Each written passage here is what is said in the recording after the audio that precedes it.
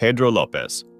Pedro Alonso Lopez, a tall man with a peculiar appearance, a large nose, no upper front teeth, and a cheek scar, was born in Colombia during a scary time full of fighting between political groups that people called La Violencia, or the violence. His father got killed in a surprise attack just months before the birth while trying to protect a nearby place, so his mother had to raise Pedro and his many brothers and sisters all by herself. He said she forced him out of the house when he was only 8 after she caught him touching his sister in a wrong way. From then on, he lived without a home, just walking the streets alone, and during that tough time, he was abused many times, started doing drugs, and had problems with the law when police caught him stealing a car, which led to him doing 7 years in prison only 2 days after arriving there. 4 other prisoners are at him, but he kept quiet about it and instead built a knife from random scraps to kill 3 of them over the following 2 weeks, which prison leaders viewed as self-defense to protect his life, though they still added 2 extra years to his time. When he finally left prison, he began traveling across South America, and that's when he started his murders. He picked young girls as targets, killing them slowly, sometimes taking up to 15 minutes. Then, in Peru, local native people caught him attempting to kidnap a 9-year-old girl from her village, so they beat him severely, removed his clothes, and buried him in sand up to his neck, intending a slow death and even pouring syrup on him for ants to devour. But an American missionary who spread religious teachings convinced them to hand him to police instead, and the authorities simply sent him out of the country to Ecuador without any charges. In Ecuador, he continued killing, and police noticed many girls disappearing, but assumed it involved human trafficking rather than murders. In 1980, though, he tried to take another child, but market leader Carolina Roman pursued and seized him, shouting that he sold kids while the crowd beat him and delivered him to police, who released him shortly after. April brought massive floods near Ambato that uncovered 4 strangled girls' bodies, pushing police to investigate seriously once more. And just 3 days later, Pedro approached a 12-year-old, but she informed her mother, which was, incredibly, Carolina Roman. She yelled, clutched him, and had merchants detain him until police arrived for a permanent arrest. He stayed silent initially under questioning. Yet after weeks in a cell with an undercover officer acting as a fellow inmate, he confessed to over 100 killings in Ecuador alone, plus others in Colombia and Peru, for a claimed total exceeding 300. He explained how he occasionally unearthed bodies for imaginary tea parties and stated his motive stemmed from losing his childhood innocence early, so he aimed to strip it from girls too. Police doubted him until he guided them to graves, revealing 53 bodies of girls aged 8 to 13 in a forest area. An Ambato court convicted him of 57 murders, imposing 16 years as Ecuador's maximum. Then he faced knife attacks from inmates, prompting extra guard protection, and despite pushes to extend his stay, good behavior earned him an early release in 1994. He labeled himself the man of the century in a chat, and police transported him secretly at night to Colombia's border, as they feared vigilantes, because victim families offered bounties up to $25,000 for his death. Upon arriving in Colombia without an initial warrant, they placed him under watch in a hotel. Later, a new warrant was issued for another murder, and while he was being transported by van, about 2,000 furious people ambushed the vehicle, forcing the authorities to detour to Bogota for safety. Examining doctors noted personality problems but not enough mental illness for therapy, and by 1998, once deemed sane, he gained release on low bail of about $70 if he reported regularly and saw a therapist, but he fled immediately. From then, we just have unverified sightings in Ecuador, including a visit to his poor mother for cash that she refused, leading him to steal and sell her mattress and chair before vanishing. The police issued warrants in 2002 for a new murder case that seemed similar to earlier ones, and they also investigated possible links in 2012, but none of those leads went anywhere. The Freeway Phantom.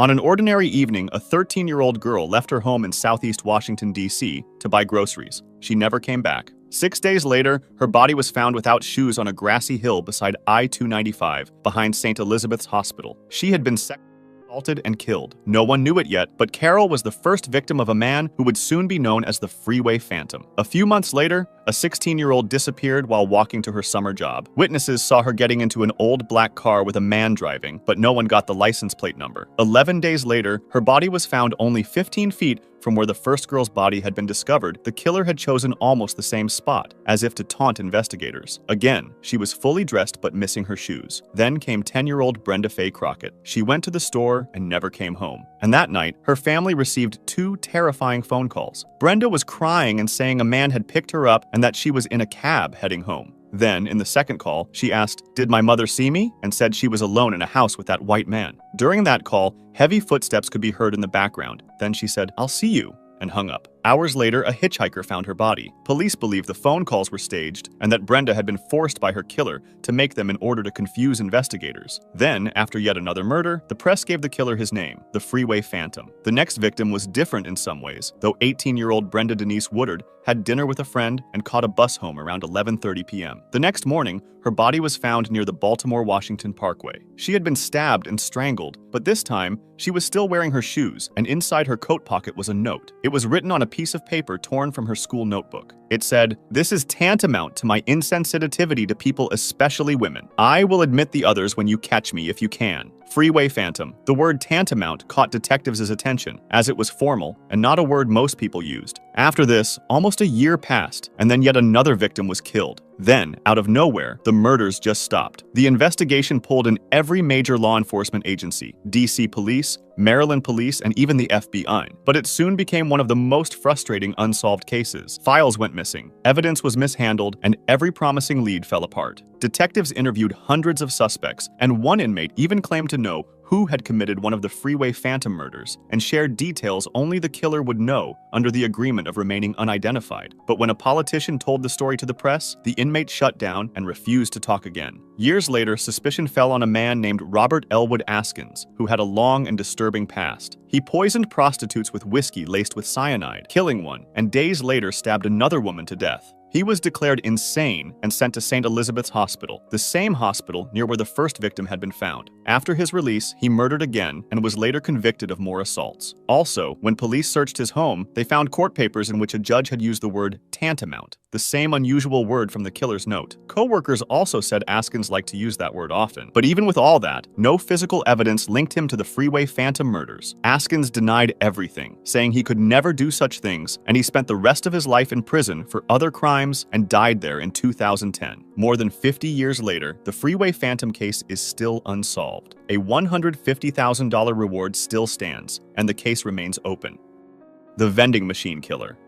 A man in the city of Fukuyama picked up what looked like a free drink on top of a vending machine, an Aronam-C energy beverage, and took a few sips. A month later, he was dead. The drink had been poisoned with paraquat dichloride, a weed killer so strong that even a tiny amount can destroy a person's lungs, kidneys, and other organs within days. That one bottle began one of Japan's most frightening unsolved cases, the paraquat murders. At the time, paraquat was easy for anyone to buy, as people only had to say they needed it for their crops. As the months passed, more people fell ill after drinking from bottles found near vending machines. In total, 13 people died and 35 others became seriously ill. The investigation was extremely difficult. There were no fingerprints, no witnesses, and no security camera footage showing who did it. Japan had more than 5 million vending machines at the time, and it was impossible to keep an eye on all of them. The victims had nothing in common either. They were men and women, old and young, from different areas. There was no ransom note, no letter, no clue, and no explanation. It seemed like the killer murdered simply for the sake of killing. The authorities started a nationwide safety campaign. For example, in Tokyo, people received leaflets warning them about what was happening. The police never found a strong lead.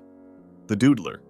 In San Francisco, a young man known only as the Doodler hunted gay bars and nightclubs across the city. He would sit at a table sketching portraits of men on napkins or scraps of paper, using the drawings to start conversations. Not long after, those same men would be found dead, stabbed multiple times, and left near the edge of the Pacific Ocean. After multiple killings, investigators began to realize that the murderer was targeting gay men, and that the fear of police discrimination might be why the community was silent. Police eventually had a suspect, a young black man between 19 and 25 years old, tall and thin, who matched the descriptions of 3 men who had survived being attacked. Each of them had met the suspect in gay bars, and each said he had drawn their portraits before stabbing them. It looked like the case could finally be solved until all 3 survivors refused to testify in court. The reason was that in the 1970s, being openly gay in San Francisco could destroy a person's career, reputation, or safety. One survivor was a well-known entertainer, and another was a foreign diplomat, and speaking out meant being publicly outed. Without witnesses willing to testify, prosecutors had no case. The suspect, believed to be the Doodler, was never charged, and his name was never made public. Then the killing stopped out of nowhere. Some believe the Doodler moved away, others think he was arrested for another crime, or simply stopped killing as he grew older. In recent years, modern DNA testing has given the case new life, and the San Francisco Police Department reopened the investigation, offering a $100,000 reward and releasing an updated sketch showing what the Doodler might look like today, likely in his late 60s. Investigators say there is still DNA evidence that could one day reveal his identity. For now, the man who killed between 4 and 15 people remains free and unknown. The Ciudad Juarez killings. In Ciudad Juarez, young women started disappearing. At first, people thought these were random, isolated crimes, but as the years passed, the numbers kept rising. Between 1993 and 2011, more than 500 women and girls were murdered, with most being between 12 and 25 years old. The pattern was too clear to ignore, but for years, nothing changed. Ciudad Juarez became a city living in fear. Many of the missing women worked in maquiladoras, foreign-owned factories near the border that made cheap goods for export. These jobs attracted young women from poor towns who wanted independence and a steady income, but the long walks to and from work, often through empty lots and dark roads, made them easy targets. By the late 1990s, hundreds of families were demanding answers, and international human rights groups had started calling the crisis a wave of femicides. Investigations were painfully slow, and when suspects were arrested, the stories often didn't make sense. Police were accused of being careless, corrupt, and even abusive. Many families said officers didn't search for missing women until their bodies were discovered. Some victims were misidentified, evidence went missing, and autopsies were never completed. As pressure grew in 1995, police arrested Abdul Latif Sharif, an Egyptian-born chemist who had moved to Juarez after a troubled life in the United States. He had a criminal record for sexual assaults in Florida and Texas, and when a young woman accused him of kidnapping and rape, authorities started thinking of him as the serial killer behind the Juarez murders. There were some problems, though. For example, weeks after being released on one charge, he was arrested again and convicted for a killing based on weak and later discredited evidence. The woman he was accused of murdering was later found alive, and the real victim was another woman. Also, even while Sharif was in prison, the murders continued, but officials claimed he had ordered gang members to kill for him from behind bars. Those gang members later said police tortured them into confessing. Still, Sharif remained the main suspect until he died in a Chihuahua prison in 2006, officially from heart failure. He kept saying he was innocent until the end. That meant the real killers were probably still free. By the 2000s, the world was watching, and Amnesty International accused the Mexican government of ignoring evidence and failing to protect women. In 2009, the Inter-American Court of Human Rights found Mexico guilty of discrimination and negligence in the murders of 3 young women known as the Cotton Field victims. The court ordered the government to reopen the investigations, compensate the victims' families, and build a memorial in their honor. However, the violence didn't stop. In 2010, a 16-year-old girl was murdered, and her mother became a symbol of courage after she protested for justice. While she was demonstrating in front of the state governor's office, she was shot and killed. Even as years passed, the killings continued, and in 2016, a mass grave was found in the nearby town of Madera, containing the remains of women murdered between 2011 and 2012. Femicides in northern Mexico remain a terrible reality to this day, and numerous groups of activists keep fighting. Many of them march through Juarez carrying pink crosses with the names of victims. Texas killing fields. This is known as one of the most chilling places in America. Along Interstate 45, between Houston and Galveston, more than 30 bodies, mostly young girls and women, have been found dead since the early 1970s. The murders began in the summer of 1971, when 13-year-old Colette Wilson disappeared after band practice. 5 months later, her body was found near Addicks Reservoir. Then, through the 1970s and 1980s, more and more young women disappeared. Most were between 12 and 25 years old. Many had been strangled, some shot, and some sexually assaulted. This is why the police struggled to find any connection between the victims, but one detail stood out. All of them had disappeared near Interstate 45. The area's isolation made it the perfect place to hide a crime. You could see the lights of oil refineries in the distance, but if someone screamed, no one would hear. The fields were surrounded by brush and swampy ground, far enough from the road that a body could remain unseen for months. For decades, police followed leads and suspects, but progress was painfully slow. There was little evidence, and the victims' remains were often too decomposed to reveal feel much.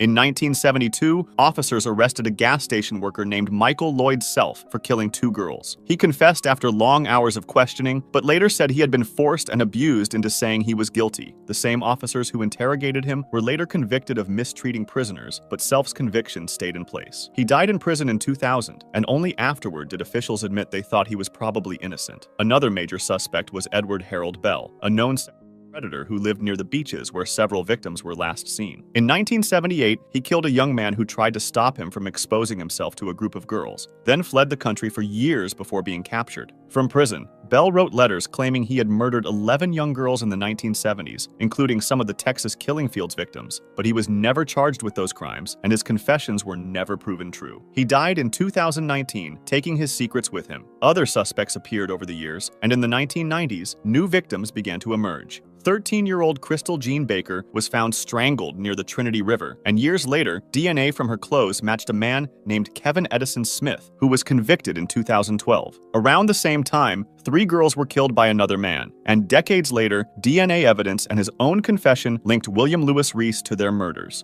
He was sentenced to death in 2021. This leaves many stories unfinished. Several women and girls who went missing near the I-45 corridor have still never been found, and even with new technology, DNA testing, and confessions, no one knows how many killers operated along that stretch of highway or how many victims there truly were. If you want to discuss this video or suggest an idea for the next one, join my Discord, link in the description.